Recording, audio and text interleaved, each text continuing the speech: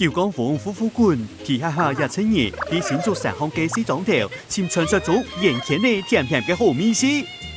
佢哋左看看，右看看，上看看，下等下，原來係啲生意頭嘅柿餅哦。聽講，嗰隻很甜甜嘅柿餅，做你啲客家莊天氣生產出來，是好地預期技術當好嘅神秘刀下。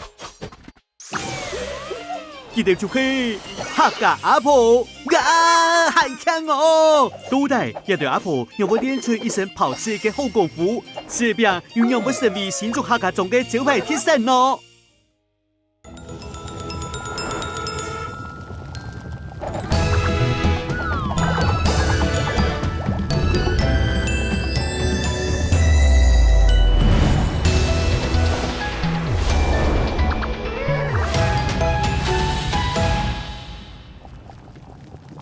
廣東人嘅柿餅其實唔係台灣嘅專利，佢嘅東亞文化圈全部知名度。喺韓國，老虎撈柿餅係經典嘅童話。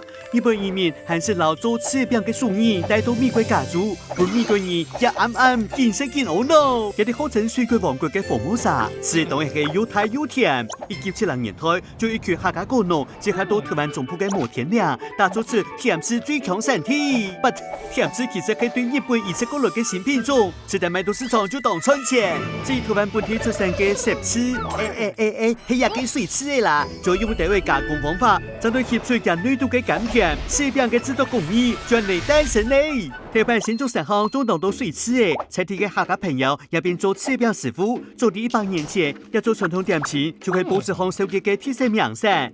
1970年代，柿餅還變做高級登錄，對身體都點美，假使係健體健高。既然柿餅按得錢，特別都係成貴，當然愛傳到來。不過柿餅嘅製作流程有點麻煩，摘下來嘅柿我用刀位刨皮挖啲頭，再講到吃飽蛋糕接觸1禮拜嘅烤風熱曬，按部頭還搬到烤箱，也係冷氣房，不宜開一早。另外，想做最好食嘅柿餅，呢啲項關鍵技術，繼續係老柿餅 massage。熱啲啲愛嘟嘟好，柿餅就會當鬆爽，混泡泡嘅糖霜啲表皮康加速顯色。鋪照機按複雜，特別都會吃熟嘅季節，客家莊自然就嘅老嫩態勢，向下組成柿餅生產線，雜柿、配柿、黏柿，一定愛處理嘅細條，全部交俾男性來承擔。唔先自己拿刀位刨皮拔啲頭，叫佢個叫刨柿，對於客家婦人來講，就變做一項固定嘅條路。20世紀後期，台灣經濟小起飛，唔少勞工也變做 GDP 成長嘅重要支柱。佢哋勞工買些嘅柿餅加工廠，要刨柿一項專門技術嘅客家婦，同樣창100變天。但係秋冬三季一到，仲係做得看到佢哋每群人來到工廠，用電頭，用有教有專業嘅刀法對付柿太遠。新竹嘅柿餅生意，一啲一群客家婦3萬大餅之下，成為山上度一項標誌性嘅風景。1980年代末期，天然柿餅加工廠開始用削皮機器刨柿，就唔是完全用手工按辛苦嘞。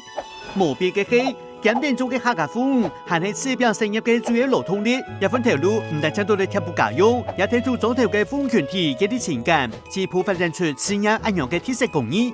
近年來，透過跨國婚姻來到新竹客莊嘅新移民，也天天變做柿餅工廠嘅生力軍，支持一個傳統產業行向未來。